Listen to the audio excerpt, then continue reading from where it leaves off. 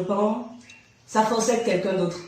Il faut véritablement devenir une nouvelle personne pour réussir. Mais ce qu'on dit moins souvent, c'est qu'il faut absolument avoir le contrôle chimique et énergétique de ton corps si tu veux tenir dans l'arène. Ça s'appelle du biohacking pour ceux qui connaissent. Et sinon, tu vas voir, c'est plus simple que tu ne le penses. Perso, j'ai compris que je ne devais plus tolérer certaines choses vis-à-vis de mon corps, de mon énergie et de mon esprit si je veux être performante en business. Et c'est de cela que je vais te parler dans cette vidéo. Dans les prochaines minutes, je vais te partager toutes les clés concrètes que j'applique pour avoir une énergie stable du matin au soir, sans ces crashs inexpliqués qui ruinent ta productivité. Reste jusqu'au bout parce que certaines clés vont te choquer. Mais elles fonctionnent. Sachez qu'à un moment, vous serez obligé de surveiller non seulement votre santé, mais aussi et surtout votre énergie, ou tout simplement votre ressenti et votre humeur globale si vous voulez performer en business. Déjà, vous ne pouvez décemment pas entreprendre en négligeant votre santé ou en décidant de la sacrifier. Peu importe votre discipline et votre capacité de travail. Perso, je trouve que c'est une idée dangereuse et pas très intelligente. Parce que vous paierez tôt ou tard les pots cassés, les factures salées de cette négligence, les amis. Et sachez que même avec tout l'ordre du monde, ce ne sont pas toutes les maladies qui se soignent totalement. Il y a toujours des séquelles. Et quand bien même vous vous dites que l'argent réglera ses problèmes à 100%, une fois que vous serez riche, ça reste du temps perdu pendant lequel vous êtes malade et vous ne pouvez rien faire. Rien faire pour profiter pleinement de votre argent. Ça reste un corps détruit d'une manière ou d'une autre, qui va vous vieillir plus vite et vous empêcher de faire certaines choses comme vous aimeriez les faire. Et dans tous les cas, ça reste beaucoup d'argent employé à guérir vos maladies. Alors que vous auriez pu garder et investir cet argent si vous aviez été plus prévoyant, si vous aviez fait de la prévention. C'est pour ces raisons que je ne suis personnellement pas d'accord avec l'idée de mettre l'argent devant la santé. Parce que sans une bonne santé, vous ne pourrez rien faire, les gars. Et ça, il faut déjà avoir été malade comme un chien pour s'en rendre compte. Donc, pour parler au présent et de la gestion de votre santé et de votre énergie dans votre business. Si vous négligez déjà votre santé actuellement, que ce soit consciemment ou par ignorance, il y a de fortes chances pour que votre niveau d'énergie n'en fasse qu'à sa tête tous les jours. Comme ça a été mon cas pendant longtemps, avant que je comprenne enfin d'où ça vient. C'est-à-dire que vous n'avez pas d'énergie stable. Et vous n'avez pas de contrôle non plus sur ces fluctuations. Tantôt vous êtes en forme et vous vous sentez puissant. Une heure après, vous êtes épuisé sans avoir rien fait. Quelque temps après, vous êtes mal à l'aise dans votre corps. Tantôt vous avez des douleurs. Tantôt l'énergie monte encore en flèche mais redescend avant que vous ayez pu en profiter. Et tout cela sans que vous sachiez au juste pourquoi votre énergie varie à ce point. Pourquoi ces montagnes russes? Or, ce qu'on veut nous, c'est d'être performant. C'est d'avoir une énergie stable et surtout prévisible. Une batterie qui est pleine le matin et qui descend à un rythme normal tout au long de la journée, sans pic suivi de crash inexpliqués, alors qu'on a à peine commencé la matinée. Alors, même si vous êtes des vrais qui ont compris que les routines matinales à 2 balles et travailler quand on a la motivation, c'est du bullshit, excusez-moi le terme, et que vous dédiez le maximum de votre temps et de votre énergie à votre objectif unique, en business ou autre, vous allez voir qu'il y a de petits principes, des clés à appliquer pour sécuriser votre énergie et votre mental au quotidien. Et ne plus avoir, comme je l'ai dit, ces montagnes russes où un moment l'énergie monte, un moment vous êtes épuisé au bord du rouleau, un autre vous êtes épuisé, vous n'avez envie de rien faire, vous avez du flou mental, etc. Et tout ça, ça affecte négativement votre motivation, votre discipline, votre créativité et le plaisir que vous avez à travailler et qui vous permet de faire plus que prévu. Bref, tout est plus difficile quand l'énergie n'est pas bien gérée. Donc voici les choses que j'ai identifiées et que je respecte au quotidien ou que j'ai arrêté de faire et qui me permettent aujourd'hui d'avoir une énergie stable tous les jours, tout au long de l'année. C'est parti. La première chose à faire va être de ne plus manger après 18 heures. Je sais que ça peut sembler radical d'entrée de jeu, mais je ne vous demande pas de me croire sur parole. Comme pour tout ce qui va suivre, faites seulement l'expérience et venez témoigner. Quand tu arrêtes de manger après 18 heures, ton corps a le temps de bien digérer avant le coucher. Tu dors mieux, tu te réveilles léger, ton énergie du matin est stable. Et c'est pendant une semaine, juste une semaine, et tu verras. La deuxième chose à éviter consiste à consommer du sucre. Et en plus à le faire n'importe comment. Les amis, le sucre c'est une véritable addiction qui dérègle vos flux d'énergie. Si vous voulez entreprendre efficacement, sérieusement, laissez-le à la porte. Commencez vraiment à prendre ce paramètre au sérieux, à le traquer et à le réduire drastiquement dans tout ce que vous mettez dans votre bouche. Le seul sucre sain à consommer est celui des fruits complets, pas des jus de fruits à sucre ajouté, parce que les fibres qui vont avec les fruits complets nourrissent vos bactéries intestinales et jouent un rôle d'amortisseur qui permet au sucre de se diffuser plus lentement dans votre sang. Votre énergie sera alors plus stable. Et c'est ici que je vais expliquer ce que j'entends par consommer du sucre n'importe comment. Il y a une autre pratique, mais vraiment à bannir les gars. C'est de se réveiller. Vous avez le ventre vide. Et la première chose que vous prenez, c'est un petit déjeuner sucré riche en farine raffinée, style du thé avec du lait, du sucre, des beignets, de la bouillie et du sucre. Aïe aïe aïe, c'est fatal les gars. Est-ce que vous-même vous ne remarquez pas que vous avez des chutes d'énergie les jours où vous mangez ça? C'est-à-dire que la première chose qui est envoyée dans votre sang au réveil, c'est tout ce sucre, sans amortisseur. Au moins, pour limiter les dégâts, ce que vous pouvez faire, qui marche et qui a été prouvé par des nutritionnistes, et moi-même j'ai testé, c'est qu'avant de prendre le moindre repas sucré dans la journée, vous mangez d'abord un légume cru, en entier. Par exemple, une carotte, de la betterave râpée, des crudités, bref, des légumes qui contiennent des fibres et qui vous permettent d'amortir les effets de ce sucre-là. Dans mon cas, j'ai décidé tout simplement depuis des années de ne plus prendre de petit déjeuner, ni plus rien qui ressemble à la bombe de sucre que je vous ai décrite tout à l'heure. À la place, comme première nourriture, parce que je prends mon premier repas le plus tard possible, seulement quand je commence à ressentir la faim et que mon système digestif me dit qu'il est enfin prêt à encaisser quelque chose, je prends un smoothie fait maison, généralement à base d'avoine,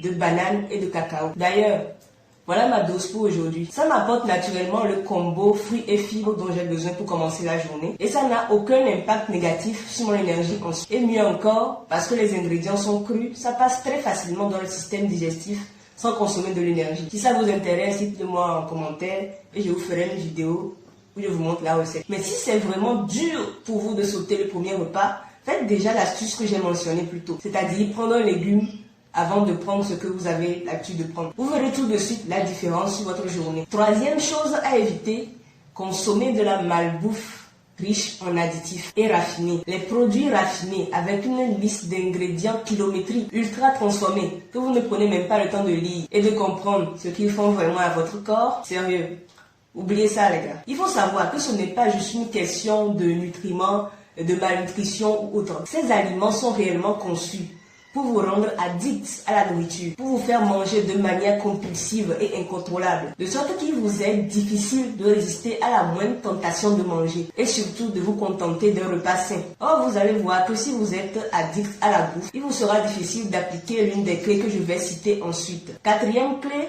on reste dans l'alimentation. Le piège suivant à éviter est de manger dehors au quartier. Parce que, à quoi ça sert d'éviter la malbouffe? Les burgers, les chips et autres. Si c'est pour manger des plats qui sont bourrés de glutamate monosodique, de sel en excès et d'additifs non répertoriés, sans même parler de l'hygiène qui en dégoûterait plus d'un, s'ils pouvaient voir les conditions dans lesquelles ces repas sont préparés. Mangez à la maison ou apprenez à faire vos repas vous-même et vous mangez 1000 fois mieux les gars. Du riz, des pâtes ou des patates accompagnées de légumes, d'œufs ou de poissons. C'est facile de manger à la maison à petit budget sans faire des plats extraordinaires. Le temps que vous employez à le faire sauve en contrepartie votre énergie des fluctuations aléatoires que vous avez dans la journée lorsque vous mangez dehors un plat dont vous ne connaissez pas les ingrédients cachés. Et si vous avez l'argent pour acheter dehors, assurément vous pouvez faire vos courses et cuisiner ce que vous mangez dehors vous-même et faire ainsi des économies supplémentaires. Parce que sinon, ça voudrait dire que les dames qui vendent dehors ne sont elles-mêmes pas rentables. Vous avez compris ce que je viens de dire ou pas? On passe au point suivant. Celui-là va faire grincer beaucoup de dents. Mais je ne suis pas ici pour vous caresser les oreilles, les amis. Alors on va parler vrai. La cinquième erreur, c'est de manger 3 fois par jour. Sachez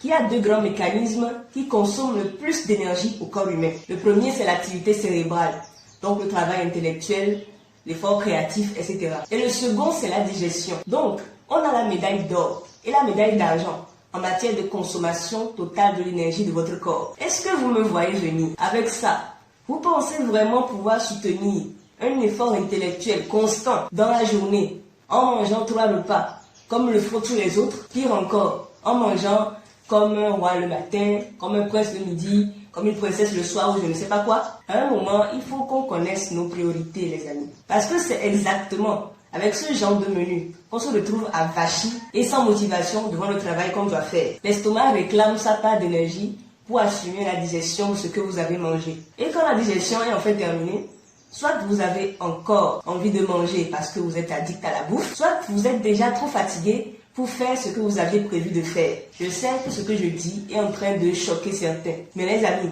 c'est moi qui suis choqué des bénéfices que j'ai eus quand j'ai réduit mes repas à un seul repas complet par jour. Un seul repas équilibré, en dehors du smoothie à la banane que je vous ai montré plus tôt. Et j'ai réussi à faire ça sans même me forcer, parce que j'ai stoppé la malbouffe et ces additifs qui te rendent mais vraiment accro à la bouffe. C'est là que j'ai réalisé qu'il est tout à fait possible et même très bénéfique pour l'énergie de manger un seul repas par jour tranquille, sans avoir faim autour, même en mangeant au coucher du soleil et en travaillant tard le soir comme je le fais. Alors encore une fois les gars, essayez seulement ce que je vous présente sur 1 ou 2 semaines. Vous m'en direz des nouvelles. Maintenant, on passe aux erreurs plus mécaniques qui volent de l'énergie et des points de santé. La 6e erreur, c'est de rester des heures sans bouger. En plus de vous donner des courbatures, cela peut vous causer des déformations potentielles à la colonne vertébrale, des problèmes de cou et des problèmes de posture lorsque vous restez assis de longues heures sur une chaise. Et là, vous pourrez pratiquement dire adieu à votre charisme si c'est l'un de vos objectifs. Parce que ça va être compliqué si vous avez plus tard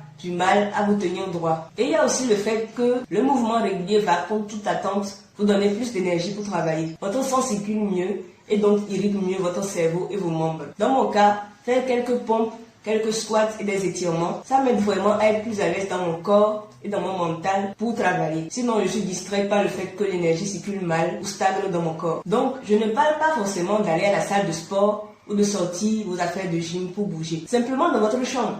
Faites le maximum de pompes, de squats et d'abdos que vous pouvez faire en une série et c'est déjà bien. Du moment que vous transpirez et que vous êtes essoufflé, l'objectif peut être considéré comme atteint. Vous avancerez ainsi sur votre forme physique sans mettre toute une logistique autour. Ensuite, une fois à votre bureau, faites en sorte de changer régulièrement de posture chaque 30 minutes.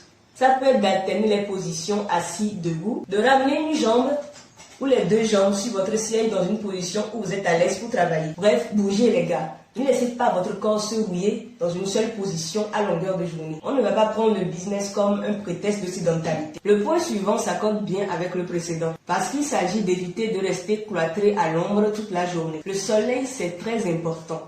En plus de la vitamine D et de l'impact positif sur l'humeur, ça régule votre rythme circadien, votre sommeil, vos hormones, votre état de veille et le moment naturel où vous devez aller vous coucher. Donc, exposition au soleil, au moins 10 minutes dans l'heure qui suit le réveil. Sinon, au bout de 3 jours, vous allez vraiment commencer à vous sentir comme un zombie. Et ça impacte, comme tout le reste, votre productivité et votre énergie. Je vais vous faire aimer ça au calme. Ensuite, clé suivante. On va arrêter de consommer du contenu qui nous déconcentre de nos objectifs. Vous savez déjà que vous ne devez plus perdre du temps à scroller sur TikTok. Si vous ne le savez pas, mais qu'est-ce que vous faites ici en fait? Bref, blague à part. Il faut savoir que lorsque vous êtes par exemple concentré sur une idée de business ou la matérialisation rapide d'une idée que vous avez eue, le fait d'y penser tout le temps et d'être enthousiasmé par la réalisation de cette idée joue directement sur votre productivité et l'énergie qui est générée pour accomplir ce que vous avez en tête. Et dans ce processus, tant que l'habitude de travailler sur ce projet, même quand vous n'êtes pas motivé, n'est pas encore installée, il serait vraiment dommage de couper ou de faire baisser cette énergie en faisant des choses ou en consommant des contenus qui vous dévient de cette trajectoire. Surtout des contenus qui n'ont rien à voir avec ce que vous faites et qui vous créent juste de la dopamine sans effort. Faire ça, c'est le meilleur moyen de vous saboter et de vous démotiver dans ce que vous devez faire. Alors, si ce n'est pas déjà fait, je vous invite d'abord à désactiver toutes les notifications sur votre portable. Vous allez dans Paramètres, Notifications et vous désactivez absolument tout. Vous allez seulement laisser les notifications des plateformes et réseaux qui ont un lien direct avec votre business et l'argent que vous gagnez. Et aussi des applications de suivi de votre productivité, comme l'horloge, l'agenda, la liste de tâches, etc. Dans mon cas, par exemple, pour les réseaux, c'est WhatsApp seulement que je laisse activer. Et je ne reçois effectivement de notifications que de mes prospects, clients ou autres. Tous les autres attendent que j'ai décidé moi-même d'aller sur les réseaux pour interagir quand c'est le bon moment pour le faire et pas quand j'ai une notification à n'importe quel moment sur mon téléphone. Je pratique cette restriction depuis des années et vous allez voir que ça vous libère mentalement de ne plus avoir tous ces messages instantanés et même pas urgents que vous avez envie de consulter, mais vous savez que ça va vous déconcentrer de la tâche la plus importante que vous êtes en train de faire. Point suivant. On va éviter de trop bavarder avec l'entourage. Les faits divers, les gossips, ou autres dans lesquels, quand on est embarqué, on peut passer 3 heures à discuter sans même s'en rendre compte. Oui, je connais ça.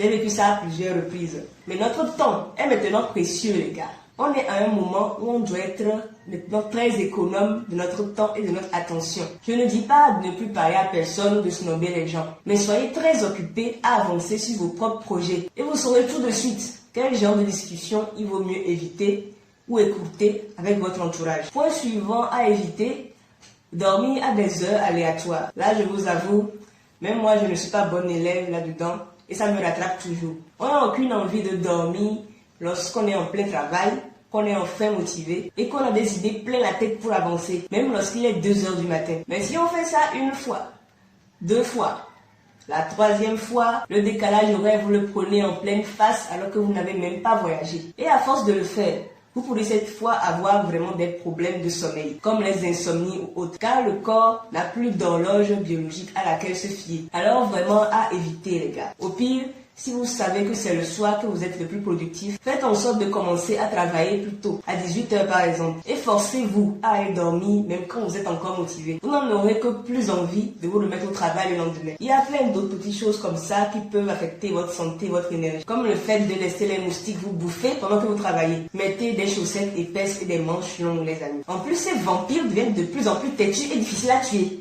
Et aussi, évitez de laisser votre lieu de travail désordonné. L'idéal est de ne rien avoir sur votre table, votre bureau, à part l'ordinateur, le téléphone et la liste de tâches. Parce que le désordre, même quand on n'en est pas conscient, ça mange de l'énergie mentale en arrière-plan. Et ça donne cette sensation d'inachevé qui affecte votre volonté. Bref, c'est tout pour les clés que je voulais vous partager aujourd'hui. Pour gérer au mieux votre énergie lorsque vous entreprenez et ainsi éviter les pics et les crashs, au lieu d'avoir une énergie stable et sans mauvaise surprise. Pour récapituler, 1. Ne plus manger après 18 h. 2. Arrêtez le sucre, surtout le matin à jeun. 3. Éliminez la malbouffe transformée. 4. Cuisinez à la maison au lieu de manger au quartier. 5. Réduire à un seul repas complet par jour. 6. Bougez régulièrement toutes les 30 minutes. 7. S'exposer au soleil pendant 10 minutes après le réveil. 8. Désactiver toutes les notifications parasites. 9. Dormir à des heures régulières. Et 10. Garder un espace de travail rangé. Si cette vidéo t'a ouvert les yeux, dis-moi quelle clé tu vas appliquer en premier. Et surtout, teste pendant au moins une semaine avant de juger. Je veux voir vos témoignages dans quelques semaines sur votre niveau d'énergie, les gars. Abonne-toi si tu veux plus de vidéos comme celle-ci, qui te donne des stratégies concrètes pour optimiser ta performance en business. À très bientôt et n'oublie pas qu'une énergie stable, c'est la base de tout le reste.